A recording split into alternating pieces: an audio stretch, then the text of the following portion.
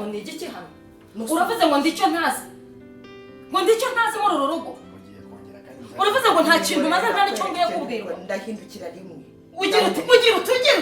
ugira uti harya umugabo wawe si wa wundi w'igikara wa wundi w'injajwa wa wundi waje avuga ngo yabonye ngo zo ziri si wese yari yamubonye ariko urasana so reka nicere gatatu yicara twiganire mwana wa turize urasana so pe yaribye umva mwana wa igendera ubusumbo niba ufite n'umunwa nk'uwaso kwa wanjye ahubwo yaragendeshe niba ufite n'umunwa nk'uwaso rurahiye ikindi sinkubeshye ndambiwe kubura ndaragiye mbyuka ntawe umbwira ati sheri bonjour ndabirambuye ukumbuye kandi kumwe n'umuntu nkumbuye ikiremwa nkawe ko nazajya ndyama nkakibonye uruhande rwanjye uzi ko no mu buzima busanzwe twabaye nk'abavandimwe bana none se koko duhorana n'ubundi turabavandimwe buramufata nk'umuvandimwe ukomeye iriya shano kandi jya narabivuze kariya nakazana nziko kavuye iwabo mu cyaro ngo kaje kuba mu mujyi ku mukwe kagera gute ibintu byose byone nako kateye umwaka umwana we ariko rero mureke babwire ikintu mushobora kumera nabi nk'uko nguko kandi wenda mukazasanga hari n'ibyo dupfana na birebire hu ari muri business byo ntibizamo nakubwiye ngo iyo hatabara meke turi kumvikana iyo hatabara meke nta nubwo tuba tuganira kandi ndabubaha muri abantu nta nubwo tuba tuvuganira hano bakabaye tuvuganira hano iyo hatabara meke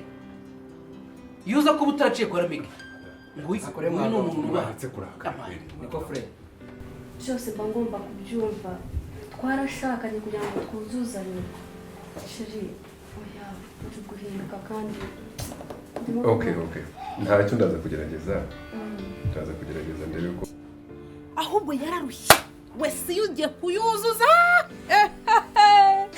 ariko akabi gasekwa nta keza uzabwira uriya mukobwa wawe ahubwo nkeneye n'umukozi unyangarije yashinze umukobwa wawe umvangira umukozi uravuze ngo ndakwiyamye tugenda kuva ndagiye ariko umenye ko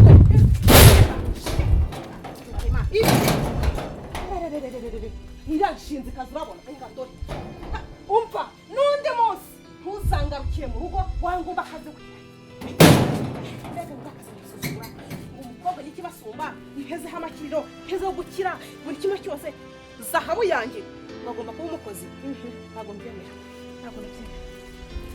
kuze ku mirambo amazina yanjye murabizi nitwa Fred iri ni izina rya filime ariko amazina asanzwe nkaba nitwa Hakizimana Eri niyo mazina yanjye nanjye nkaba ndi umukinnyi wa Kuberiki series n'impamvu ariko reka tuvuge kuri filime yitwa Kuberiki abantu mwayikunze muri benshi ni filime nziza imaze igihe kinini cyane igeze ku isoko cyangwa igeze hanze tumaze kugera kuri sezo ya 4 ngira ngo nayo igeze kure tugiye gusora hafi sezo ya 5 ariko ma episode tumaze gusohora yaba season ya 1 season ya 2 na season ya 3 twaje kugira ikibazo tugeze kuri season ya 4 duhuramo n'ibibazo bigera muri 3 ibibazo 3 kimwe ni icy'uko ari amashusho twabashije kubura ikibazo cya 2 ni amashusho asa nk'ayijimye ikibazo cya 3 ni amajwi ataza ameze neza nge nka Fred umukinnyi wa Kuberiki series nkimara kubibona nanjye byarambabaje cyane kuko mwakunze filime muyikunda muri benshi nanjye ndimo ko ntago nari kuza kuyikinamo ntayikunze ariko kuba abafana n'abakunzi ba Fred n'abakunzi ba Kuberiki bashobora kubabazwa nuko amashusho n'amajwi bitameze neza nanjye birambabaza nk'umukinnyi ariko ntago twabikoze tubishaka ahubwo byatewe na kamera na cameraman badutengushye tujya gufata ariya mashusho twashatse kubaha ishusho ryiza rirenze iryandi yose twabahaga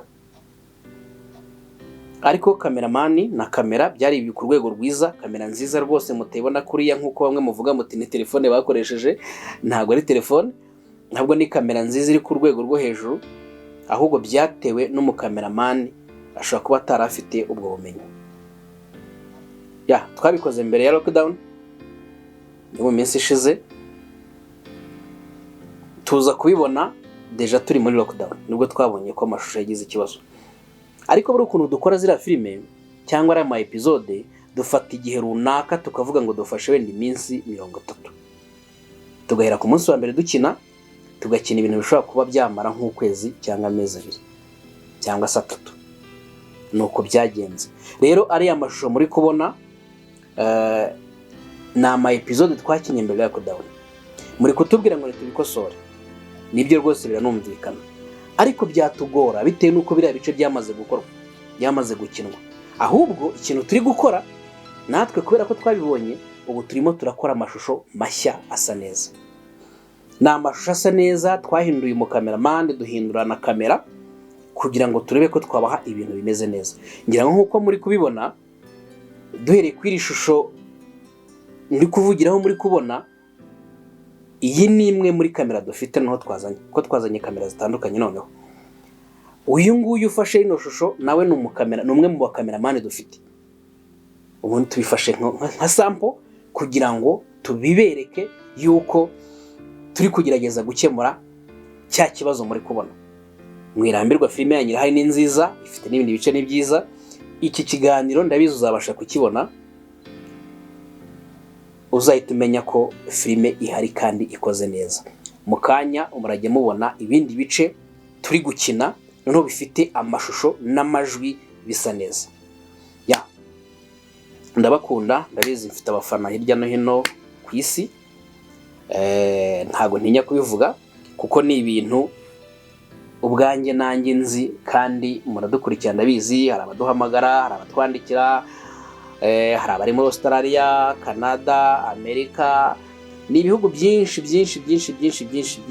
bidukurikirana bikunda filime zacu. Muri abagaciro turabibona, turabibashimira kandi mukomeze kudushyigikira. Hanyuma ikindi rwose mutwihanganire, ntabwo ari uko zira comment tutazibona, turazibona tukazisoma natwe bikatubabaza, ariko twabibonye nta yandi mahitamo dufite. Icyo mugomba kwihanganira nuko mukomeza mukayireba kuriya ku ntisa, ariko ni igihe gito kuko zigiye kurangira, zira ntago zari nyinshi. Kugira ngo mubyemere nuko murabibona ko aya mashusho tugiye kujya tubaha ibindi bice turi gukora. Filime ni nziza, murabizi kwica hehe, ni kuri Promo TV Rwanda YouTube channel yitwa Promo TV Rwanda. Gahunda ni yayi, ni ukanda kuri yanzugira kugira ngo ibindi bice bitazagucika. Hanyuma nyuma yuko rero mumaze kuba kurakara kandi koko birumvikana mukanabazwa n'amashusho adasa neza, twahise dutekereza turavuga kugira ngo tubashimishe, tugiye kubazanira ibintu bigera kuri 2. Tugiye kubazanira indi seri nshyashya. Ni seri nshyashya, nibwo bwa mbere mugiye kuyibona, ariko noneho ni filime muzabona n'ibintu byinshi. Ni filime izagaragaramo action, imwe by'imirwano, ni filime izagaragaramo ibintu by'urukundo, muri kubyumva. Ni filime izagaragaramo, ni filime izigisha abato n'abakuru mu rubyiruko. Ni filime izisangamo abantu benshi.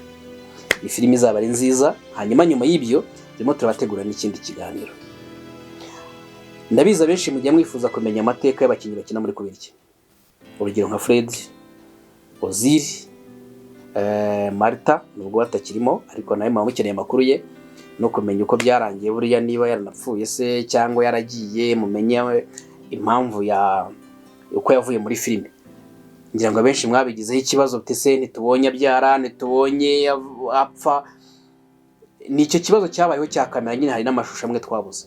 Ya mukeneye amateka y'abakinnyi, mukeneye ya papa fiye na mafiye ndetse na fiye, mukeneye mama wa Marita, mukeneye kumenya amakuru ye, mukeneye kumenya Keza hari nawe mu minsi mike tugiye kubazana, mukeneye kumenya Ramek, ese wa mwana wa Fred yanda yateye Keza, wa mwana wavutse ameze ate, mukeneye kumenya amakuru ya Bofre wa mugabo wa sister, mukeneye kumenya sister Honorine uko bimeze, rabize ko yafite amahane, mukeneye kumenya na wa mudamu wa wundi utabyara, muramuzi umwe watega papufi muramuzi kandi byarababaje. Rero tugiye gutegura ikiganiro cy'ukuntu twazajya tugira umunsi mu cyumweru tugatumira abakinnyi bakinnye muri filime zacu, nibura bakabaganiza, tukababaza amakuru yabo, bakabaganiriza ubuzima bwabo busanzwe, mukabamenya birambuye bitandukanye na filime.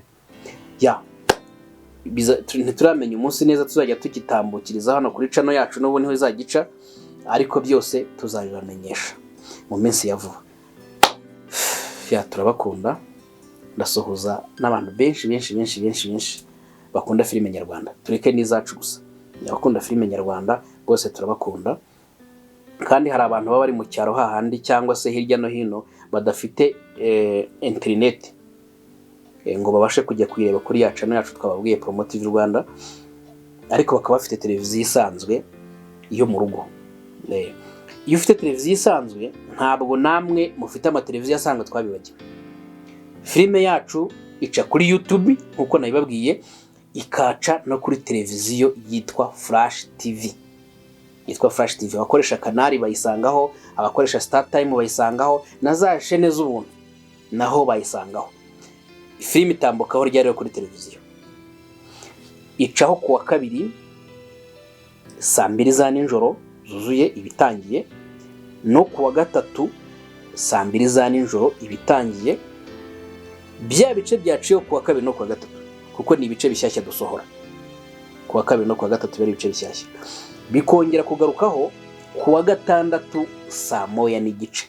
Ubwo urumva bicaho byose, kimwe kitangira saa 1:15 kugeza saa 1:15, kiri kigatangira saa 1:15 kikageza saa 2. Niyo filime yindi tugiye kubasorera nshyashya nayo nta handi muzayikurikira kuri Flash TV no kuri channel yitwa Promotive Rwanda. Ntuveho, kuko ibintu turi kubategurira ni ibintu byiza, kuko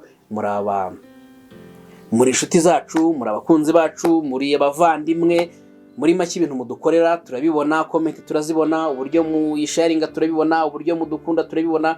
Kandi ndabizi benshi mwabajwe nuko Marita yavuyemo, tugiye kubazana abandi bakinyi benshi bakomeye, kandi ndabizi muzayikunda nkuko n'ubundi filime yabaryoheye. Filime nziza, sawa, Imana ibamugisha. Ngaho reka mbareke mukurikirane biriya bice nabibabwiye bindi bishyashya turi gukora, twakosoye amajwi n'amashusho, hanyuma mukomeze mubirebe. Filime ni kwa kundi episode nshyashya kuri YouTube ho tuyisohora kuwa kangahe, kuwa mbere no kuwa gatanu kuri YouTube. Nababwiye ibyo kuri televiziyo, ariko kuri YouTube ntago rero nabibabwiye.